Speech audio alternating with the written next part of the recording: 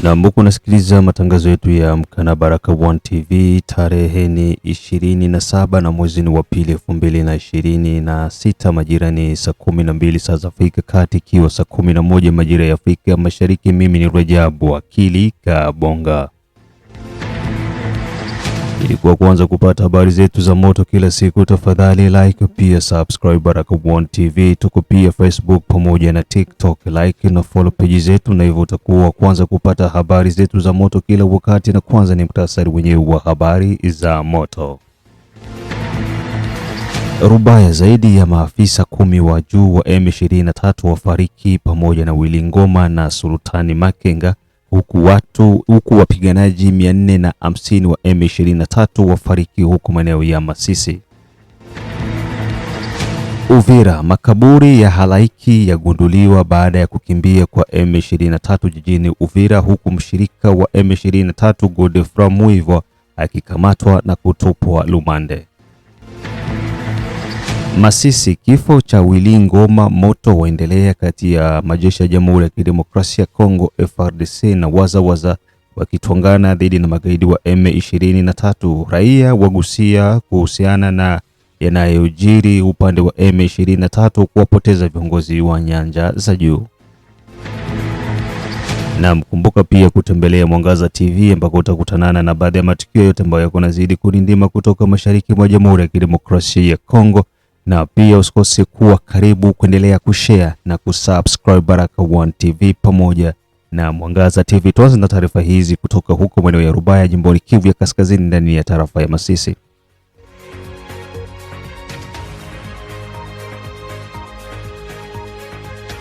Willy Ngoma alifariki pamoja na Sultani Makenga ambaye inasemekana alifia nchini Uganda baada ya majeraha makubwa baada ya kuweza kushambuliwa vikali na ndege zisizokuwa na rubani za majeshi ya Jamhuri ya Kidemokrasia ya Kongo FARDC usiku wa tarehe 24 kuamkia tarehe 24 ya za mwezi wa pili 2026 ndani ya nyumba ya kulalia katika eneo la Kasuku ikiwa ni katikati kabisa mwa mji wa Rubaya. Katika yote ambayo yaliweza kufanyika usiku huo ni kwamba operesheni kubwa ilifanyika ya majeshi ya Jamhuri ya Kidemokrasia ya Kongo kupitia drone, ndege ambazo zinaendeshwa bila rumani, katika watu ambao waliweza kupoteza maisha. Msemaji wa kijeshi wa M23 Willy Ngoma, pia kuna watu wengine ambao inasemekana walikuwa wako naye katika maeneo hayo. Kuna mtu anayeitwa Erike Kazungu ambaye ni chief escort wa Sultani Makenga. Pia kuna Major Pascal ambaye ni msaidizi wa Generali Imani Nzenze. Kuna Kanali Safari ambaye pia ni msaidizi wa kambi ya Imani Nzenze. Pia kuna wasaidizi wengine wa gavana wa M23 akiwemo pia kakake mkubwa na gavana wa M23 jimboni Kivu ya Kaskazini, Bwana Erasto. Ukiachana na hao, pia kuna ndugu yake ya Sultani Makenga, naye pia ni miongoni mwa watu ambao wanasemekana waliweza kupoteza maisha kupitia ndege hizo zilizokuwa na rubani za majeshi ya Jamhuri ya Kidemokrasia ya Kongo ambazo zilifanya visanga huko maeneo ya Masisi ndani ya kitongoji cha Rubaya. Jenerali Sultani Makenga ilisemekana alipata majeraha makubwa na hivyo kukimbizwa hospitali kuamkia tarehe 25. Habari zikatoka nchini Uganda ambako inasemekana ilipelekwa kwa ajili ya matibabu kuwa hatunaye tena. Hadi sasa Sultani Makenga ni yaliyopita. Wako Masisi saa hii ni fete makabambi sana. Sofikie utangalia ile message yenye naandika pale, tunaongea na chef de groupement mwenye iko pale kunivo ya Rubaya, ndio mwenye ameturasire gizi walipigiwa na gizi walikuya kamata maiti zenyewe wamezibeba kunivo ya nani ya Buhimba kunani ku residence ya Kabila pale kusudi wakiwe juni pembeni ya mai pale. Makenga naye alikufa, habako banatenda baseme juu ya situasio ya Makenga juu kikundi yabo isigabuliwe. Mesa hii ni fete moya kabambi yuko nivo ya Rubaya, bote bamejiretire mwa ile zone pale juu hakuna mkubwa fulani mwenye atabaongoza. Utezi risiki unasikia no wenye bako Masisi batezi jiretire juu Masisi ni bonde mwaye kwa jitosha pale juu bakisha kamata hivi bako Kaniro bakishuka tu nani kunivo ya Katale, bakifunga Katale benye bako mu Masisi muwalikale wale bote batakosa njia ya kupitia, bote batakamatiwa mateka anke kote ya nani ya Katoi ile kwenye balisha kamata kule petetre ndio ingelikuwa njia yabo ya kusema bakimbie. Me pale hakuna zone kwenye batezi kimbilia jiska mrego. Tuchunge bukuche kesho tutezi kutana maile kesho na benye bako muwalikale Masisi batajiretire mbele wakati basiende bafungia njia pale. Ndio vile ewa pale kulikufa batu mingi, baofisie mingi sana sana sana sana. Makomandema yote ya vita ya M23 kuanzia Makenga juna alipataka jana wakanda sema Lingomba nakupa na escort za Makenga, basi utakupa na escort za mtu mwenye hakukuwa na za watu wenye hawakuchungaka. Njoo leo usiku sasa anaenda kufia kama Kampala. Kunakupa watu mingi sana, baofisie yote tike siyo kama chama yenyewe itakuwa na watu gani. Katika yote ambayo yamekuwa yakisikika huko kwenye uwanja wa mapigano tarafani Masisi kwa muda wa wiki sasa hivi, wapiganaji wasiopungua 450 wauliwa upande wa magaidi wa M23. Takwimu kutoka katika vyanzo mbalimbali kwenye uwanja wa mapigano vinaonyesha wapiganaji makahoko 450 ndio walipoteza maisha kuanzia kwa mashambulizi yalipoanzishwa huko tarafani Masisi. Vita hii ya Masisi katika vitongoji mbalimbali ikiwemo Katoni na sehemu zingine, inasemekana walioanzisha mashambulizi ni M23. Tofauti na huko pia kuna Kasenyi, kuna Luke, kuna Katobotobo. Maeneo yote hayo yalianzishwa mashambulizi, lakini walopata hasara kubwa ni hao wanaojiita Masimba wa Sarambwe, ambao wakongomani wanawaita panya wa Sarambwe.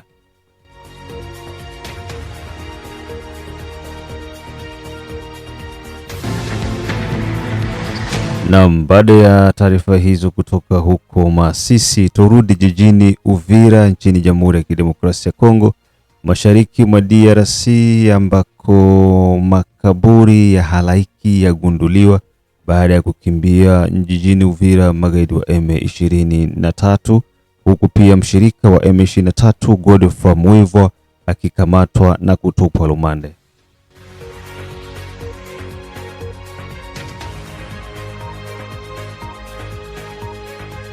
Taarifa kutoka katika mashirika yanahusika na haki za binadamu pia na shirika la Msalaba Mwekundu Croix Rouge jijini Uvira nchini Jamhuri ya Kidemokrasia ya Kongo zinasema baada ya kuweza kukimbia jijini Uvira magaidi wa M23, maeneo ya barabara ya kuelekea Kiromoni, Kavimvira pembezoni na ofisi za PAM kumegundulika mihili ya watu 35 ambayo imezikwa sehemu moja, na yote ikiwa inasemekana waliosababisha mauaji hayo ni magaidi wa M23.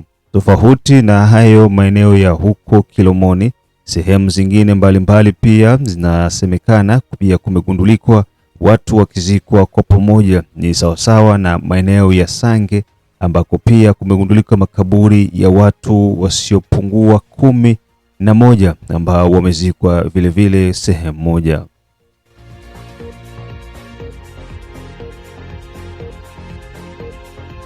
M23 wanashutumiwa kwa kuendeleza mauaji ya kimbari huku wakiwazika watu kwenye makaburi ya pamoja. M23 walipokuwepo ndani ya jiji la Uvira, inasemekana walisababisha mauaji mengi ya vijana. Wengi wao walikuwa wakipotea na hawajulikani wapi wamepotelea.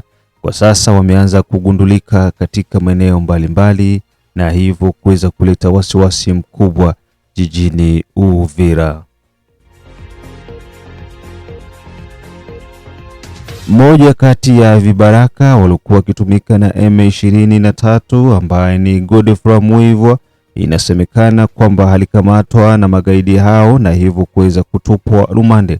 Huyu hapa Igwe, General de Brigade, akitoa taarifa kuhusiana na yale ambayo alikuwa akimshauria kuachana na magaidi wa M23, badala yake aweze kurudi nyuma ili kutumikia taifa pamoja na wananchi. Jambo ndugu wapendwa, jambo wakongomani wenzangu, jambo wapendwa wa mji wa Uvira na jiji la Uvira. Nasema jambo sana tena sana.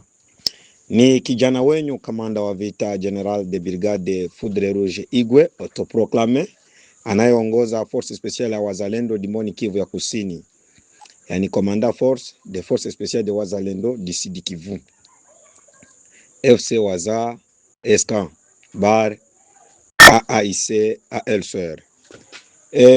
Hapo awali niliwaambia wakati tulitafutiwa na ndugu jamaa na marafiki walioko katika kundi la waasi la M23 23, tulitafutiwa sana, na walipojigamba wakafika muda kufika kuchukua nafasi zetu, maeneo zetu tulizokuwa tukikalia jijini Uvira, tulichambwa sana na kutukanwa sana. Ila nilisema hivi, nikatoa kaoni, nikawaambia, nikawaagiza, nikawaonya na kuwataarifu, hususa idara nilikuwa nikimwambia Moivu Godefroy, sisi hatuna haja ya kukuua, tuoane sisi wenyewe kwa wenyewe Wakongomani, ila hao Wanyarwanda ambao wewe unaowawekea kifua mbele, Mungu awaingie mu wakushughulikie. Hilo neno kwa wale ambao wanachungaka maaudio wangali nazo, ambazo mimi niliambia Moivu Godefroy ya kwamba Moivu Godefroy, Wanyarwanda ambao wewe unaowawekea kifua na kujifanya na wajua kuliko wengine wote, unawasapoti, wanamaliza ndugu zetu, wanamaliza dada zetu, wanamaliza baba zetu, damu zinamwangika kama maji katika mji wa Uvira na jiji, katika jimbo la Kivu ya Kusini, katika jimbo la Kivu ya Kaskazini, watu wanakufa milioni takribani 13 ya watu ambao tayari umekusha kumwanga damu Moivu. Na kila vita Moivu Godefroy uko ndani tangu mwaka wa 1996 RCD ilipoanza preparation ya mwaka 1994. Moivu ulikuwa tena upande wa Wanyarwanda, mpaka hivi Moivu uko upande wa Wanyarwanda. Moivu huyu Mungu tunayemtumikia, Mungu wa Wafuliru, hakushughulikii, lakini Wanyarwanda ambao nao wawekea kifua kwa kushughulikia. Niliposema hivyo, sauti hiyo ilisambazwa katika ndani ya magrupe mengi sana.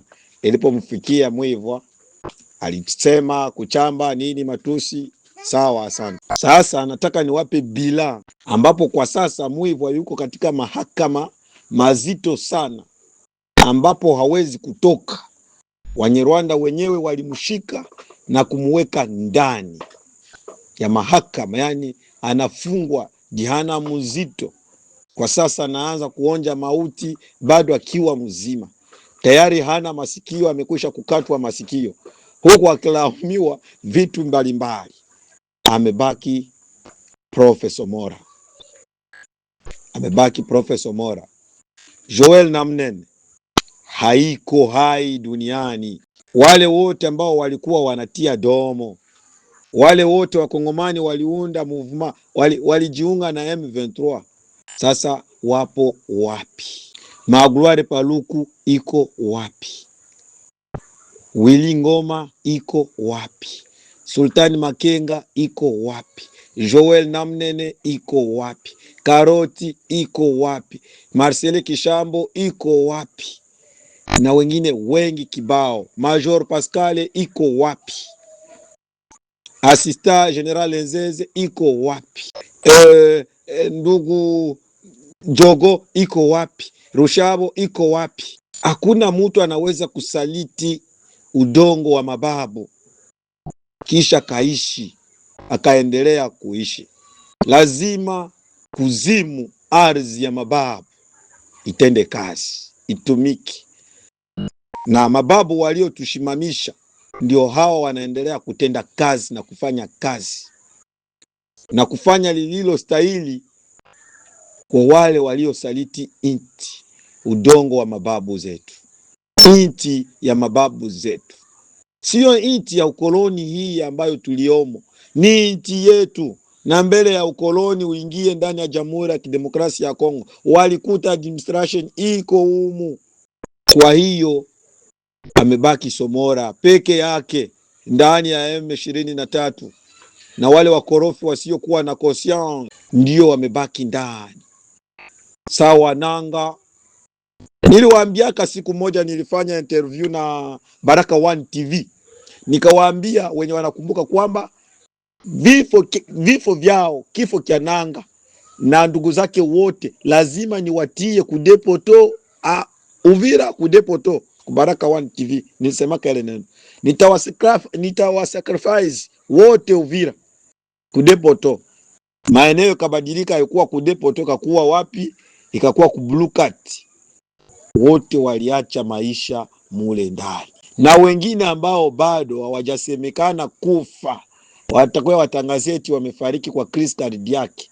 Wote walifariki muda kitambo ndani ya Blue Cat, na wengine wakufia Rubaya walifia hapa Uvira. Wakati wa kuzika sasa ndo imeleta mbwembwe kusema eti wamefia Rubaya. Hawakufia Rubaya, wamoja walifia hapa Uvira, na wengine watakuwa watangazia vifo vyao vya Chris cardiac. Donc ça je suis en train de vous dire que hawezi kusaliti ndugu yako, baba yako, kaka yako, ukamuuza kwa bei ya risasi kwa ajili ya maendeleo zako binafsi ili uendelee kuishi. Na kwa sasa, na wale wote walao baki, moto iko kulinjanja, tunatafutana juu chini, katika anga, katika ardhi, tutatafutana. Lazima tushimame, na nguvu za mababu ziko juu yetu, zinatenda kazi. Yani ile damu inaenda na wafata mahali kokote mulipo, huku kituimiza tuitetei, tuipatie haki, na haki mnaendelea kupata. Ndugu muivwa ojo hii kufikie ndani ya prison ulipo, na wale makamarade wako wote wakorofi de conscience, wale wakorofi waliokosa dhamiri, ambao si watu tena, shakuwa vikongoro, mahali ulipo huko Rumangabo katika shimo, zile damu ya 13 milioni ya takribani milioni 13 na kadhalika ya watu waliokufa ikukute humo. Rosa Mwando alisema umediroga mwenyewe kwa ujinga wako, nyote mtaisha. Amebaki mmoja, tuko tunahesabu tunayo kwenye mkono. Kuko wenye watanielewa vibaya na wengine watanielewa vizuri. Ajabu sana mwivu. Tena unajipiga kwa kifua wewe. Nilikuambia kimbia Kongo, au kusikia? Je te l'avais averti plusieurs fois. Huko unazidi kusikiliza matangazo yetu kutoka Baraka One TV. Pia unatufuata vizuri ukiwa huko Canada, Australia, Central pamoja na East Africa, USA, Europe. Na muone Jide Kizenga Tembele, Kizabe Ayeba, King Sele, Jide Kizenga Tembele, Kizabe Ayeba, Jide Kizenga Tembele, Kizabe Ayeba, Mashaka Ayamba, Dedone Butoto, Biundu Kilamba Mawe, mzee wa state ya Maine, Yahya Hussein kutoka Dar es Salaam, Da Feza, Da Letesha, Da Asha, Da Iron na Kisi Kandeke, Simwe Baguma Samuel kutoka Czech Republic, Ramakei Afrika Kusini, Mohamed Papi Rajabu Ilisha kutoka Nairobi, wote wakiwa wako wanaisikiliza Baraka One TV.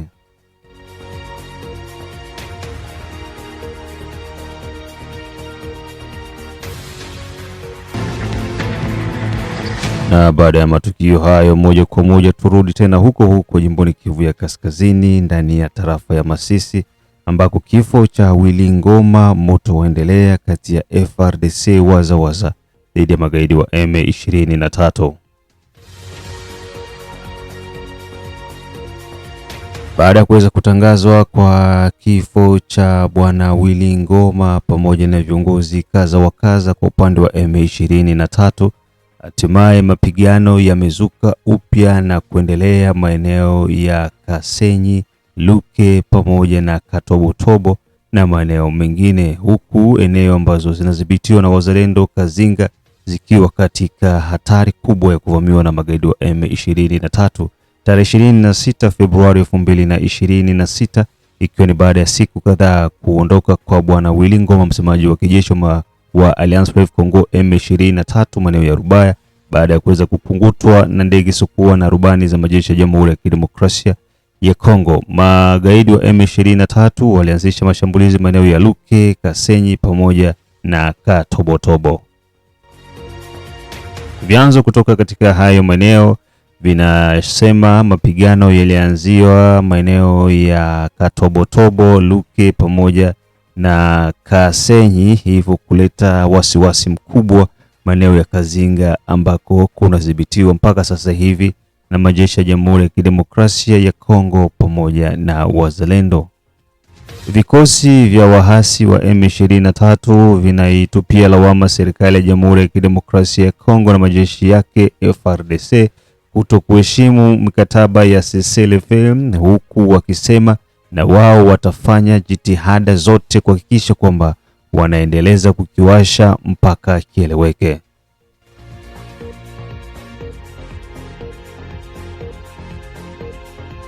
Yote haya yalianzia tokea tarehe 20 za mwezi wa pili 2026, ambako serikali ya Jamhuri ya Kidemokrasia ya Kongo kupitia Mark Azukaye ambaye msemaji wa majeshi ya Jamhuri ya Kidemokrasia ya Kongo walipotoa taarifa ya kuinyoshea vidole magaidi wa M23 kutokuheshimu mikataba ya cessez-le-feu, huku serikali ikisema lazima itajibu, na ndio kilichotokea mpaka kufikia kusababisha vifo vya viongozi wa ngazi za juu wa M23.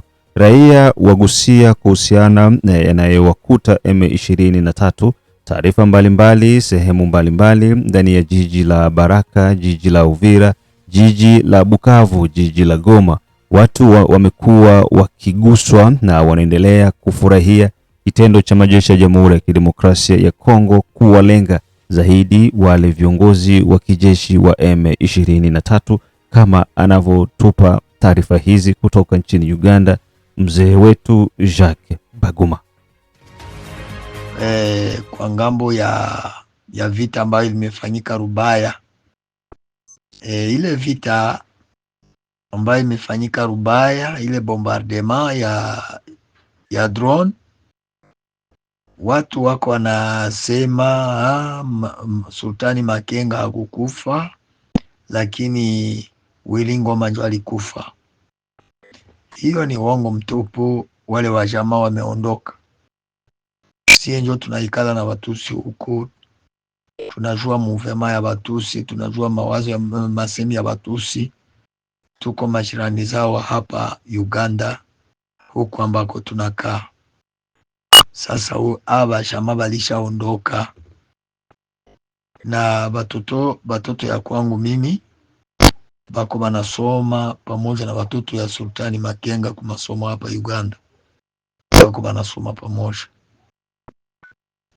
Alafu bale watoto wote hivi haba kuingia shuleni, aseme bako na kilio, mzazi amefariki na hapa tuliona wanaanza kujiorganize na kusema kwamba Sultani Makenga walileta maiti yake Uganda, balifikishia kwa hospitali ya Mulago. Sasa bako wanaanza kuficha aseme Sultani Makenga iko mzima, lakini Sultani Makenga haiko. Na uchunge nitakutumia ujumbe moja ambao walinisukumia kutoka Rubaya. Mwenzangu pastor mwenye anatumika kazi ya Mungu pale Rubaya, njoo vile mambo iko yale ni kweli. Batu walikufa tena wengi, haiko wale bawili tu, bako wengi. Jubilio biko mafasi za mingi huku, na Rwanda ni hivyo hivyo. Basi badanganye aseme wako wazima, hapana, balisha kufa, habako. Njoo hivyo ndugu yangu. Jambo lingine, tunashukuru kwanza maskari wetu nguvu wanaanza tumia kwa ajili ya kupambana na M23, na watusaidie sana, watusaidie sana. Hauwezi kuua nyoka kama uipige kichwa. Kusudi nyoka ikufe, mpaka ukalikile kichwa yake, uipige mkichwa, ukarate kichwa na piga mshingo, nyoka itakufa mbio mbio. Hawezi pigia nyoka kumkia. Hapa tunaanza kupiga kichwa cha nyoka sasa. Kumbe anayebaki ni Corneille Nangaa. Tusikie naye haiko, Bertin Bisimwa haiko. Bale watu batoke munjia. Mutaona M23 na fifia sawa vile maji inakaukiaka kuudongo wakati mvule inanyesha. Njoo vile maskari wetu tunawapa ongera kabisa, wajipatie moyo na wajitie nguvu kwa ile mambo ya kupambana vita kusudi nchi yetu itoke mu utumwa wa watu wabaya. Ile tunawapongeza kabisa. Na mambo mengine kadhalika kama vile tunaona ule ministra anafika Uvira, hafanye mitingi kama vile kawaida, ile isibashangaze. Batu banasemeaka Kinshasa sana, unasikia iko anachitangaza kuradio na anaonyesha presida kama akifika mweste maana yake anaweza fanya vikubwa sana. Lakini leo kila mtu mwenye anaishi Kinshasa, akuwe wa mweste, akuwe wa wapi, ni mmoja kwa 10 sofe Justin Bitakwira ndo anafikaka pale Uvira anaonyesha kama nilikuja mukazi.